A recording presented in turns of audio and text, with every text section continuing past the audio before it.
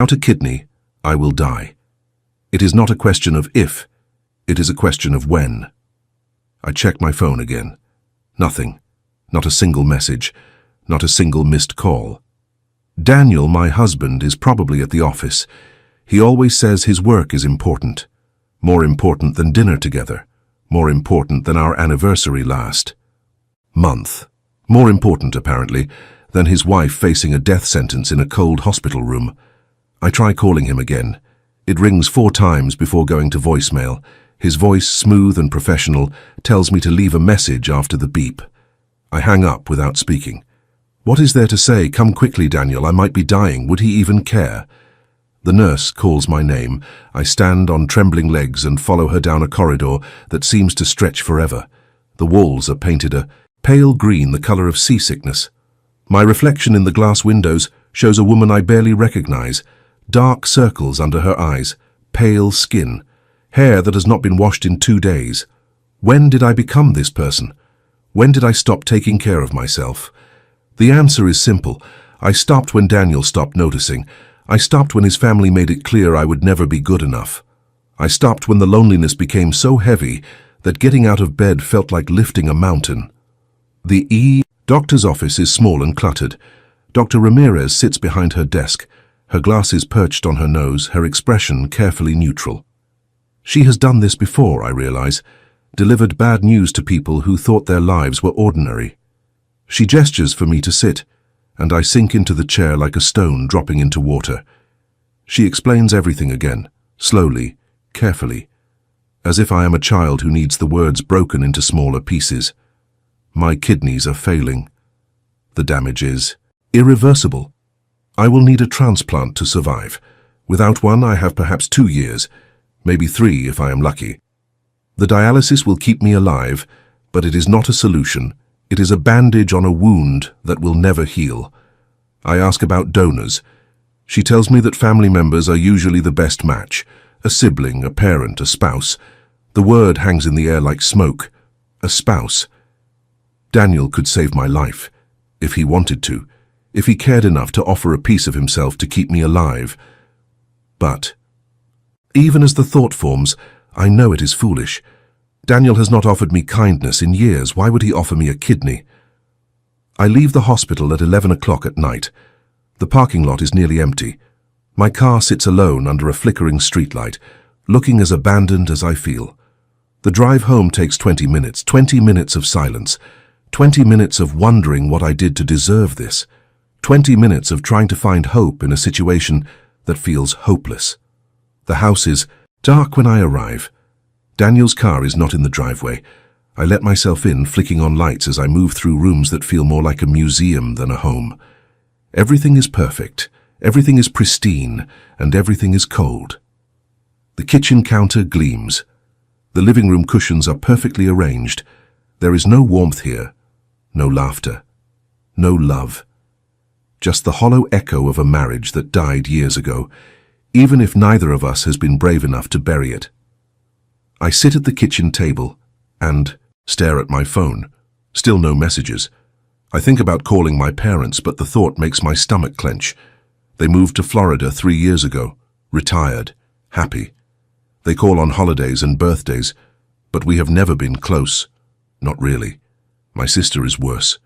We have not spoken since she borrowed $5,000 from me and never paid it back. I have no one. The realization hits me like a physical blow. I am facing the biggest crisis of my life, and I am completely, utterly alone. The front door opens at midnight. Daniel walks in, loosening his tie, his phone still pressed to his ear. He is talking about quarterly reports and profit margins. He does not even look at me as he passes through the kitchen. I clear my throat. He holds up one finger, asking me to wait. Always wait, always later.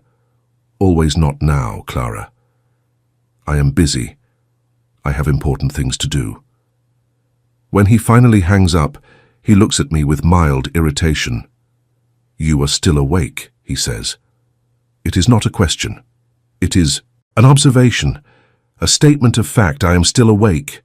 Yes, because I was at the hospital, because I learned something that will change everything, because I needed my husband, and he was nowhere to be found. I tell him everything, The diagnosis, the prognosis, the treatment options, the need for a donor. I watch his face as I speak, searching for something. Concern, fear, love, anything. But his expression remains flat, neutral, like I am giving him a weather report instead of telling him I might die. When I finish, he is quiet for a long moment. Then he sighs. "That is unfortunate," he says. His voice is measured, controlled. The same tone he uses when discussing disappointing sales figures. "I will call our insurance company tomorrow. Make sure everything is covered." I stare at him. "That is it? That is all you have to say?" "I might be dying, Daniel. Does that mean nothing to you?" He looks at me then, really looks at me. And what I see in his eyes is not love. It is not concern. It is annoyance.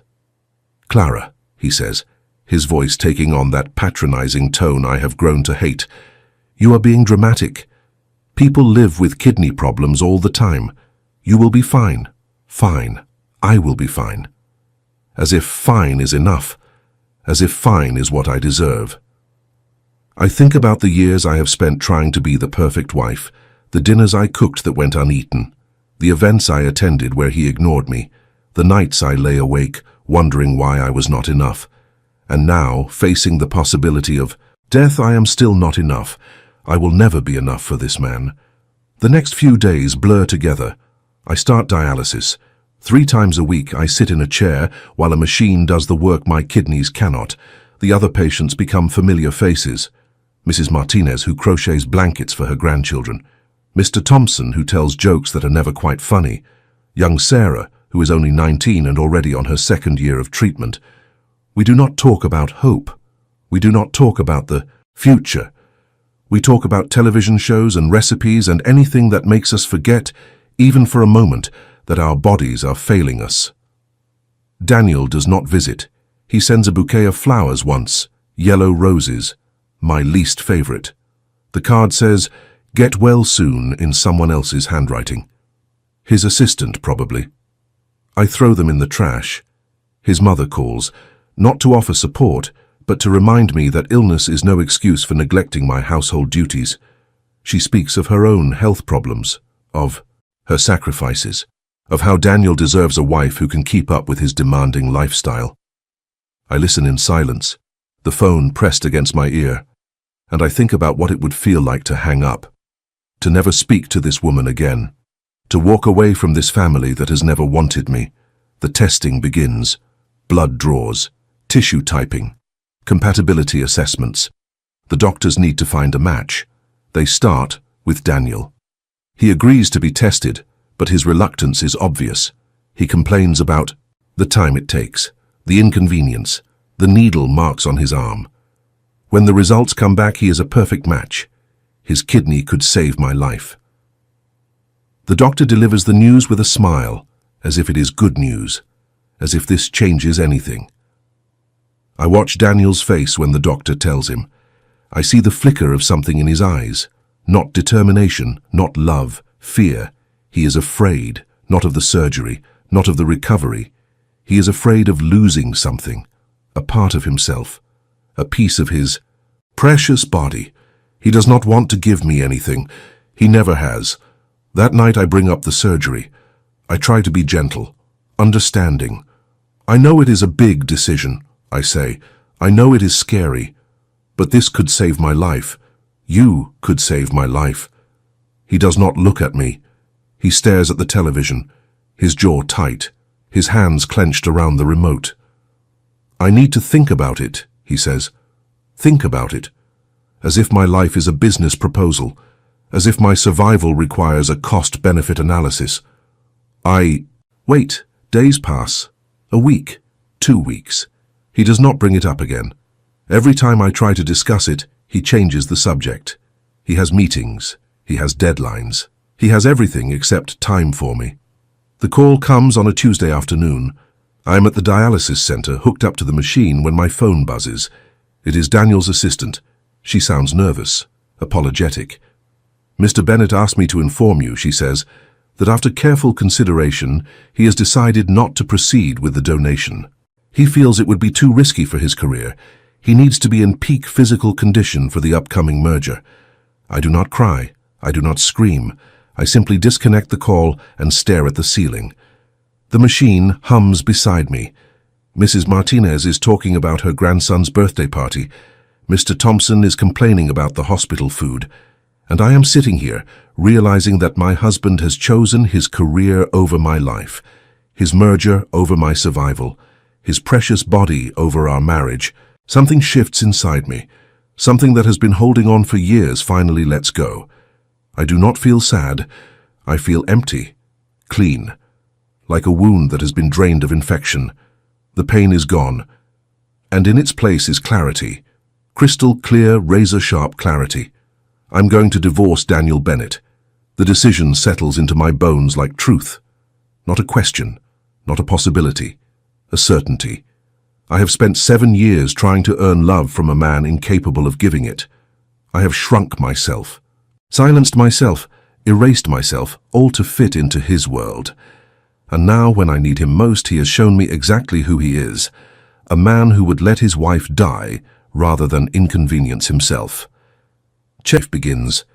The lawyer's office is on the 14th floor of a glass tower in downtown Manhattan. I take the elevator alone, watching the numbers climb, feeling lighter with each floor. Mr. Harrison is a small man with kind eyes and a firm handshake. He has handled hundreds of divorces, he tells me. He has seen every kind of marriage fall apart. But when I tell him my story, he goes quiet. His pen stops moving. His eyes soften with something that might be pity or might be respect. You want to file immediately, he asks.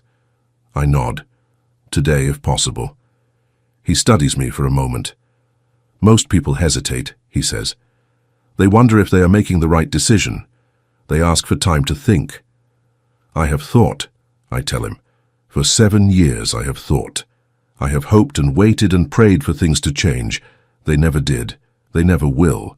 And I refuse to spend whatever time I have left waiting for a man who has already shown me that I am expendable. Mr. Harrison nods slowly. Then he begins to explain the process. Asset division, spousal support, documentation requirements. I listen carefully, taking notes, asking questions. For the first time in years, I feel like I am in control of my own life. Like I am making decisions that matter, like I am someone worth fighting for, even if I have to fight for myself. The papers are ready within the week. I do not tell Daniel. I do not warn him. I simply arrange for a process server to deliver the documents to his office on a Friday afternoon. Let him find out in front of his colleagues. Let him feel a fraction of the humiliation I have felt for years. Let him understand that his wife is not as weak as he thought. I imagine his face when he opens the envelope. The shock, the anger, the wounded pride of a man who thought he was untouchable. I imagine his mother's reaction when she finds out. The phone calls, the accusations, the blame that will inevitably land on me. But I do not care anymore. I am done. Performing for an audience that never appreciated the show, the hospital calls that same Friday. There is news, the nurse says, urgent news. Can I come in immediately? I drive to St. Michael's with my heart pounding. My mind races through possibilities. Bad news, worse news. My condition deteriorating. Time running out faster than expected. I park crookedly and run through the automatic doors, barely registering the surprised looks from the staff. Dr. Ramirez is waiting for me, but she is not. Alone. A man in a dark suit stands beside her. Tall, broad-shouldered, silver streaks at his temples, eyes the color of storm clouds. He watches me approach with an expression I cannot read. Curious. Assessing. Something else I cannot name. Mrs. Bennett, Dr. Ramirez says, her voice breathless with excitement. We have found a donor. I stop walking. The words do not make sense. A donor. But Daniel refused. My family is not compatible. I have no one else. How is this possible? The man in the dark suit steps forward. His voice is low, measured, accented in a way that speaks of old money and European education. He extends his hand, and I take it automatically, feeling the warmth of his palm against my cold fingers. My name is Vincent Moretti, he says. I am your donor. I stare at him. I do not know this man. I have never seen him before. Yet he is standing here, in this hospital, offering to give me a piece of himself, offering to save my life. A stranger, a complete stranger. I do not understand, I whisper. Vincent Moretti smiles. It is a small smile, barely a curve of his lips, but it transforms his face from severe to almost kind. You do not need to understand yet, he says. You only need to know that help has arrived, that you are not alone anymore. Dr. Ramirez is explaining something about compatibility tests, perfect match, rare blood type, ideal tissue markers. The words wash over me like music in a language I do not speak. I am still staring at Vincent Moretti, still trying to make sense of his presence, his generosity, his existence in my life at this precise moment. Why? I ask. Why would you do this? You do not know me. He does not answer immediately. Instead, he looks at me with those storm-gray eyes, and I feel something shift in the room. The air grows heavier, warmer, charged with something I cannot identify. Because, he says finally, I believe that every person deserves a chance to live, and because I have the power to give you that chance. It is as simple as that, but it is not simple. Nothing about this is simple. A stranger does not walk into a hospital and offer to donate an organ without reason. There is always a price, always a condition, always something lurking beneath the surface of generosity. I will take the tests, I say slowly. If you are truly compatible, if this is truly possible, then I will accept. But I need to understand who you are. I need to know why you are doing this. Vincent Moretti nods. Fair enough, he says. We have time. Let the doctors do their work. Let the tests confirm what I already know. And then, Clara Bennett, I will tell you everything. He knows my name. Of course he does. The hospital must have told him. But hearing it from his lips feels different, intimate, like he has been saying it in his mind for longer than today. The tests take 3 days. 3 days of blood draws and imaging and consultations. 3 days of Vincent Moretti appearing at the hospital in his dark suits, his expression unreadable, his presence both comforting and unsettling. He does not push, he does not demand. He simply shows up, waits, watches me with those grey eyes as if I am a puzzle he is trying to solve. On the 3rd day, the results come back. Dr. Ramirez can barely contain her excitement. It is a perfect match, she tells me. Better than perfect. Your bodies are incredibly compatible. The surgery can proceed as soon as you are ready. I look at Vincent. He stands by the window, silhouetted against the afternoon light. He does not smile, he does not celebrate. He simply nods as if this outcome was never in doubt. That evening, he takes me to dinner. A small Italian restaurant in a part of the city I have never explored. The walls are covered with old photographs. The tables are lit by candles. The owner greets Vincent by name, kissing both his cheeks, speaking rapidly in Italian. We are given the best table, tucked into a corner where we can talk without being overheard. You wanted to know who I am, Vincent says once the wine is poured. I will tell you, but first, I need you to promise that you will listen until the end, that you will not judge until you have heard everything. I promise, I say, and I mean it. This man is offering to save my life. The least I can do is hear his story. Vincent leans back in his chair. His fingers trace the rim of his wineglass. The candle flame flickers in his eyes, making them look like embers. I am a businessman, he begins. My family has been in this country for 4 generations. We built our fortune through various enterprises, some of them legitimate, some of them less so. He pauses, watching my face. You have heard of the Moretti family, perhaps. In the news, in whispered conversations, in stories that mothers tell their children to frighten them. The name triggers something in my memory. Headlines, investigations, rumors of organized crime, of power that exists outside the law, of men who control empires from the shadows. You are in the mafia, I say. It is not a question. Vincent's smile is rueful. Such an old-fashioned word, he says. But yes, My family has operated outside the boundaries of legal business for generations. We have done things that I am not proud of, things that haunt me still. But we have also protected our community, provided for those who had no one else, created order where there was only chaos. Why are you telling me this? I ask. You could have hidden it. Let me believe you were just a wealthy philanthropist. Because I do not believe in lies, Vincent says. Not anymore. I spent too many years living behind masks, saying what people wanted to hear, being who they expected me to be. If I'm going to give you a part of myself, I want you to know exactly who I am. No illusions, no pretense, just truth. I take a sip of wine, letting the warmth spread through my chest.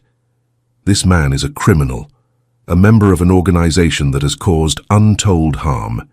And yet, he is sitting across from me, offering to save my life, offering me honesty when my own husband gave me nothing but lies. Why me? I ask again. Of all the people in the world who need transplants, why did you choose me? Vincent is quiet for a long moment. When he speaks, his voice is softer than before, almost vulnerable. Because I know what it is like to be abandoned, he says, to be surrounded by people who should love you and feel utterly alone. I have watched from a distance, Clara. I have seen how your husband treats you, how his family dismisses you, how you have been slowly disappearing, trying to fit into a space that was never meant for you. You have been watching me. The thought should terrify me. A powerful criminal has been monitoring my life. But instead of fear, I feel something else. Recognition. Understanding. This man has seen me, really seen me, when everyone else looked through me like I was made of glass. I have resources, Vincent admits. When I learned of your condition, when I discovered that you were compatible with my blood type, I saw an opportunity, a chance to do something good, something that might begin to balance the scales of my life. And you expect nothing in return? He meets my eyes. I expect nothing, he says. I ask nothing. You are free to take this gift and walk away, rebuild your life without any connection to me. Or, he pauses, or you can let me be part of that life. As a friend, a protector, nothing more than that, unless you choose otherwise. The candles flicker. The restaurant hums with quiet conversation, and I sit here across from a man who has just offered me everything my husband refused to give: life, honesty, choice. I need time, I say, to think, to process. Vincent nods. Take all the time you need, he says. The surgery is scheduled for next week. Until then, I will give you space. But know this, Clara. Whatever you decide, you will not face this alone. Not anymore. He drives me home that night in a black car that moves through the city. Like a shadow. The driver is a silent man with careful eyes. Guards, I realize. Vincent Moretti does not travel without protection.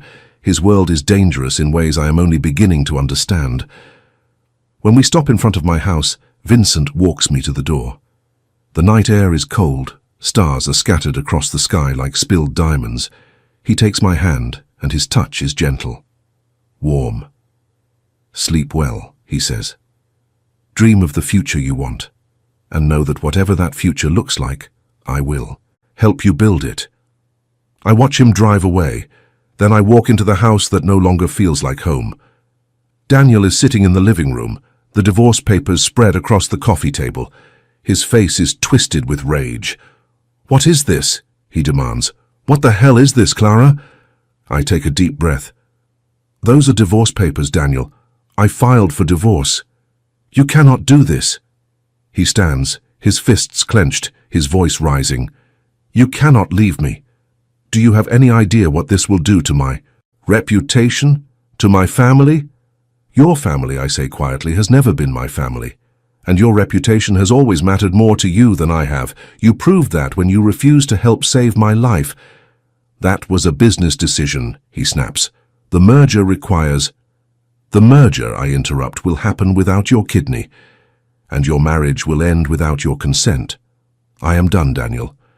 I am done waiting for you to love me. I am done shrinking to fit your expectations. I am done dying in a house that never wanted me alive. He stares at me like I have become a stranger, and perhaps I have. The woman who walked into this marriage 7 years ago is gone. The woman standing here now is someone new, someone stronger, someone who has finally learned that she is worth saving. The surgery happens on a Wednesday. I wake up in a bright room, the smell of flowers drifting through the air, the steady beep of monitors marking the rhythm of my new life. There is a strange sensation in my side, a tightness that the nurses say is normal. A reminder that a part of someone else now lives inside me. Vincent is in recovery 2 floors up. The doctors say his surgery went well. He will be back on his feet within weeks. But for now, he is resting, healing, giving his body time to adjust to its new reality. I have a visitor that first afternoon. Not Daniel, who has been banned from the hospital at my request. Not his mother, who sent a scathing voicemail about betrayal and ingratitude. But Vincent's sister, a woman named Isabella with dark hair and kind eyes and a smile that reminds me of summer. She brings flowers, sunflowers. My favorite, though I never told anyone. She knows things about me, I realize. Vincent has shared my life with his family in ways I am only beginning to understand. "How are you feeling?" Isabella asks, settling into the chair beside my bed. "Alive," I say. "I feel alive." She laughs. It is a warm sound, genuine, the laugh of someone who has known pain and learned to find joy anyway. "That is a good start," she says. "My brother would be pleased to hear it." "Your brother," I say carefully.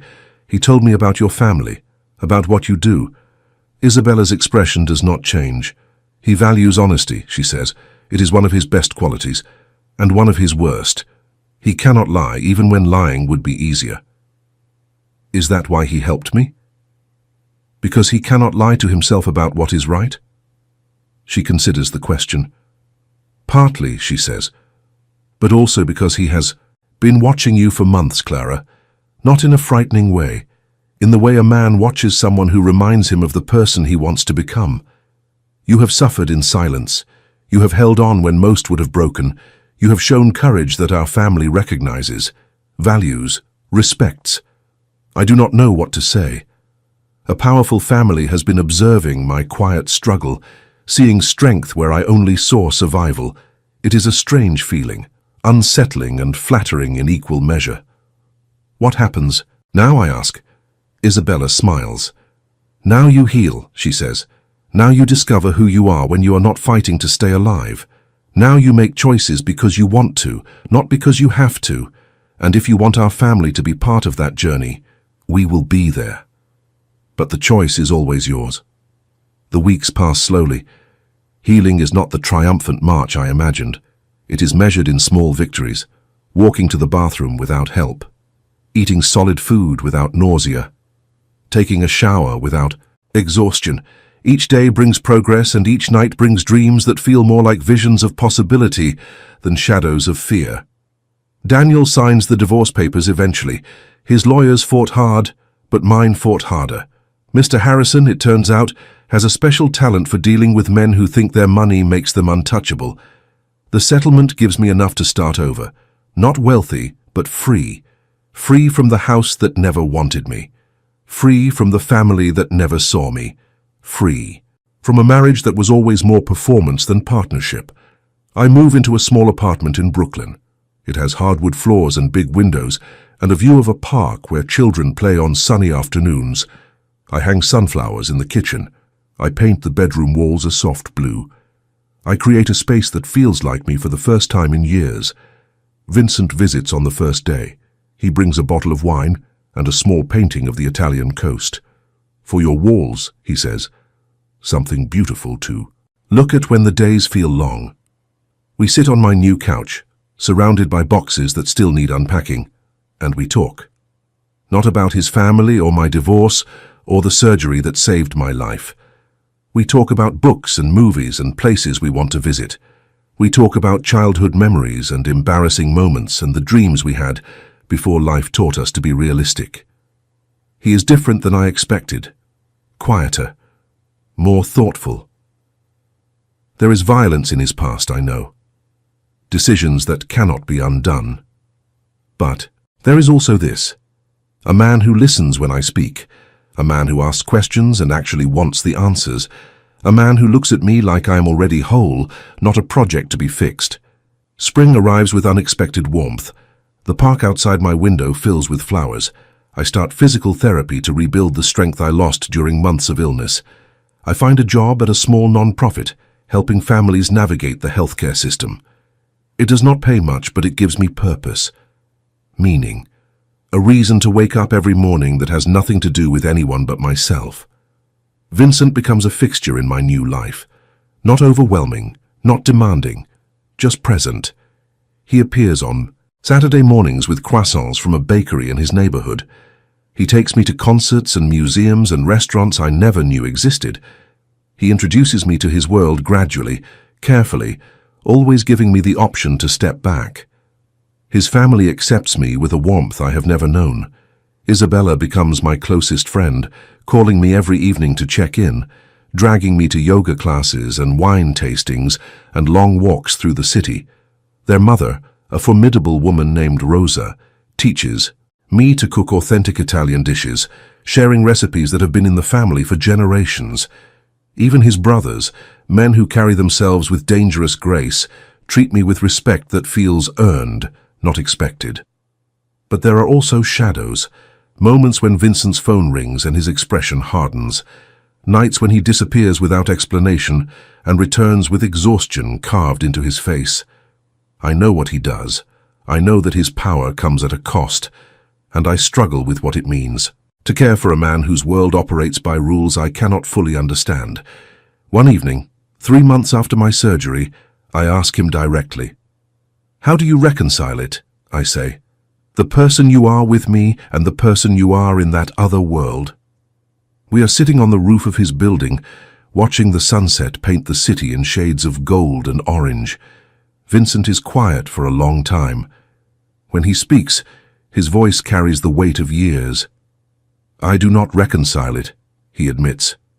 "I hold both truths at the same time. I'm a man who has done terrible things, and I'm a man who wants to do better, who wants to build something that will outlast the violence, who wants to be worthy of the trust you have placed in me." "And if you cannot be both?" I ask. "If one day you have to choose?" He turns to look at me. His eyes are serious, intense. "Then I will choose you," he says, without hesitation. "I have spent my life building an empire, but empires crumble. What lasts is connection, love, the people we choose, to stand beside when the world is falling apart." I do not know what to say, so I do not say anything. I simply lean against his shoulder and watch the sky darken into night. The city sprawls beneath us, millions of lives unfolding in apartments and offices and streets we will never see. And I think about how strange life is, how the worst thing that ever happened to me led me here, to this rooftop, to this man, to this moment of peace that I never thought I would find. The past does not disappear. Daniel remarries within 6 months, a younger woman from his office who his mother approves of instantly. I see the announcement on social media and feel nothing. No anger, no regret. Just a distant recognition that I once wanted his approval more than I wanted my own happiness. My own family reaches out eventually. My parents call, awkward and apologetic, admitting that they should have been there when I needed them. We begin to rebuild, slowly, carefully. Sunday phone calls that last a little longer each week. A visit planned for the holidays. It is not the closeness I longed for as a child, but it is something, a start. My sister remains distant. Some wounds take longer to heal. Some relationships cannot be fixed with phone calls and good intentions. I accept this truth with a grace I never knew I possessed. Not everyone will be part of my new life, and that is okay. I have learned that family is not only about blood, it is about choice, about showing up, about earning. Trust through action, not obligation. A year passes, then 2. I grow stronger every day. My health stabilizes. My work expands. I open a small clinic in Brooklyn, helping underserved communities access the healthcare they deserve. Vincent funds the venture but never interferes. He trusts my vision, respects my independence, loves me in ways that do not require my surrender. We do not rush toward commitment. There is no proposal in the first year, no wedding planned in the second. We build something different, a partnership based on honesty and patience and the understanding that we have both been broken by people who claim to love us. We learn each other's rhythms. We fight sometimes, usually about boundaries or his tendency to protect me from problems I want to face myself. We make up, we grow, but the shadows of his world do not disappear. One night, I come home to find blood on his shirt. He has been hurt, a wound on his arm that he dismisses as minor. I clean it carefully, my hand steady despite the fear pounding in my chest. This is the reality, I realize. Loving Vincent means accepting that danger will always be close, that there will be nights like this, choices I cannot control. I could walk away, build a safer life, find someone whose biggest risk is a bad investment or a lost job. But I have lived that life. I have been safe and invisible, and slowly dying inside a house that should have been a home. I choose this instead. I choose the man who saw me when no one else was looking, who gave me a piece of himself so I could live, who shows up imperfect and dangerous and real every single day. The wedding, when it finally happens, is small and quiet. A ceremony in a garden behind Rosa's house, surrounded by flowers that bloom like hope. Isabella is my maid of honor. Vincent's brother Marco serves as best man. There are no crowds, no spectacle, no performance for people who do not matter. Just the two of us, promising to choose each other, again and again for as long as we have. I wear a simple white dress that flows in the summer breeze. Vincent wears a dark suit and a smile that transforms his face from intimidating to tender. When we exchange vows, I see tears in his eyes. This man who controls empires, who makes powerful people tremble, weeps quietly as I promise to stand beside him through whatever comes. The reception lasts until midnight. Dancing and laughter and food that seems endless.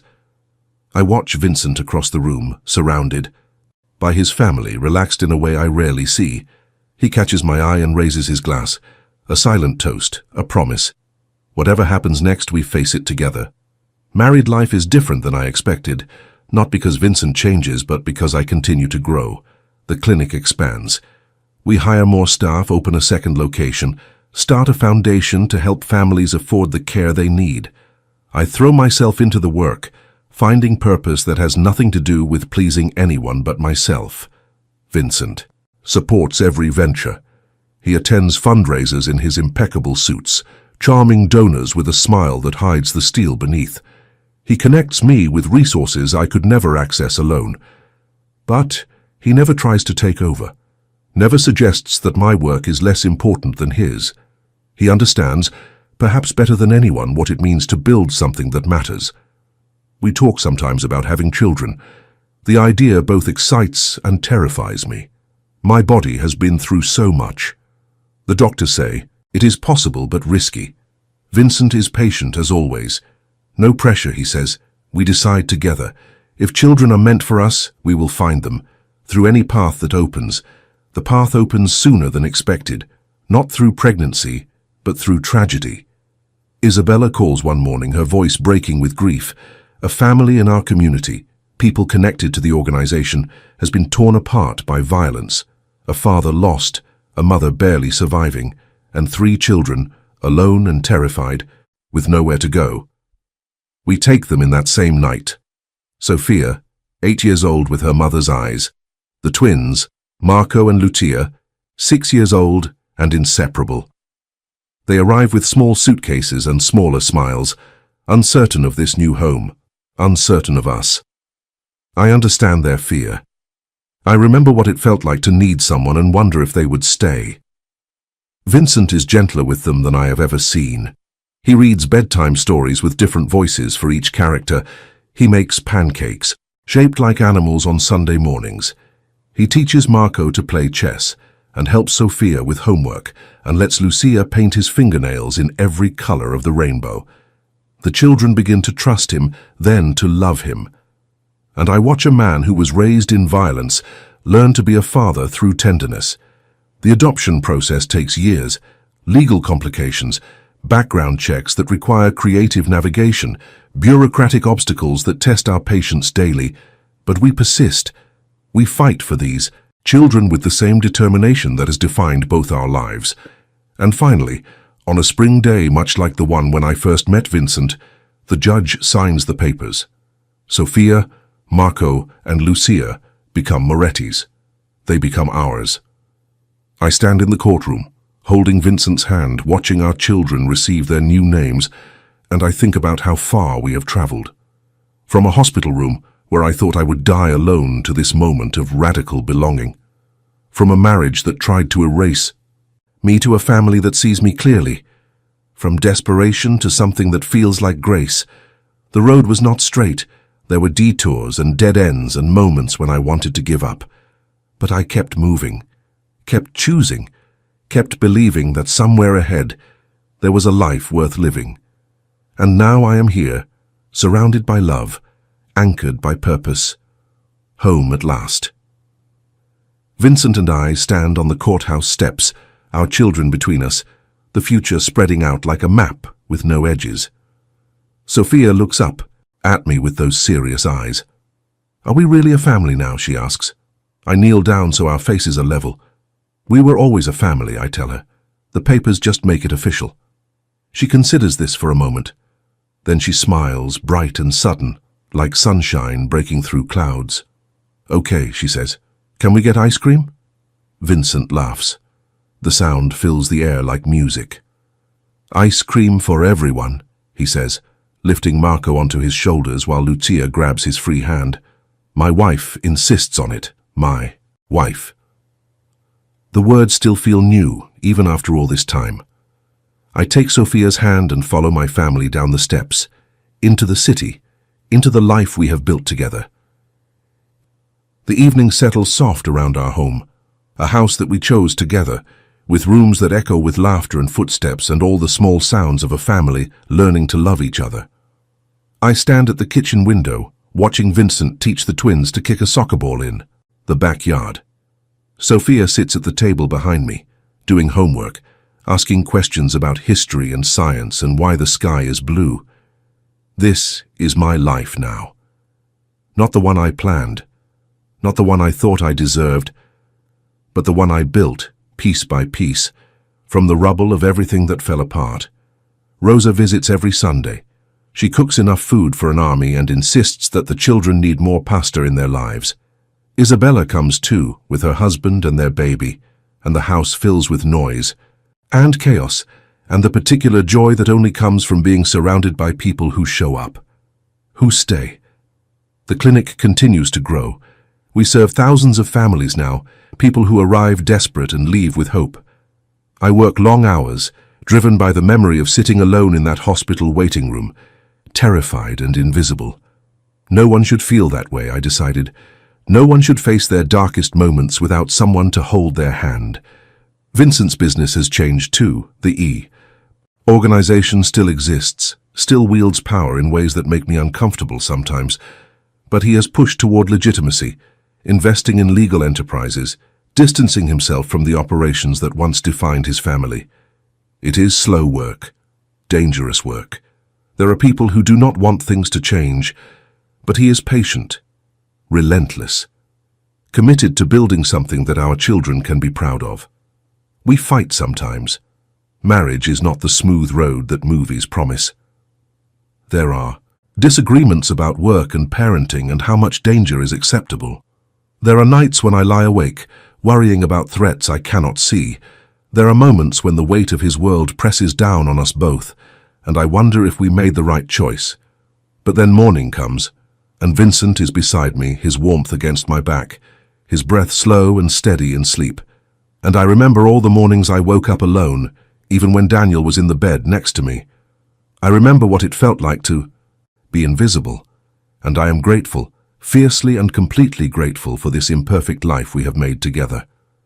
Sophia turns 16 in a ceremony that fills our garden with friends and family and more sunflowers than I can count. She has grown into a remarkable young woman, thoughtful and fierce, with dreams of becoming a doctor. I watch her blow out the candles, and I think about the frightened child who arrived at our door 8 years ago. How far she has come, how far we have all come. Marco and Lucia are in high school now, navigating the chaos of adolescence with more grace than I ever managed. Marco plays soccer like his namesake, Uncle Marco, who has become something between a coach and a hero. Lucia paints, creating canvases that fill our walls with color and emotion. They still sleep in the same room sometimes, these twins who have been through so much together, finding comfort in each other's presence. Vincent's hair is more silver now, but his eyes are the same. Storm grey, and intense and capable of seeing straight through me. He has retired from the more active parts of the business, leaving leadership to the next generation while he focuses on the foundation we started together. We travel when we can. Italy, where his family still has a villa overlooking the sea. Japan, where Sophia wants to study one day. Small towns and big cities and all the places we dreamed of visiting during those early days on the couch. I think sometimes about the woman I used to be. The one who sat in that hospital waiting room, alone and afraid, her phone silent, her heart breaking. She seems like a stranger now. Someone I knew once, a long time ago, in a life that no longer exists. I do not hate her. I feel compassion for her. She did the best she could with what she knew. She held on when holding on seemed impossible. She survived day after day, even when survival felt like failure.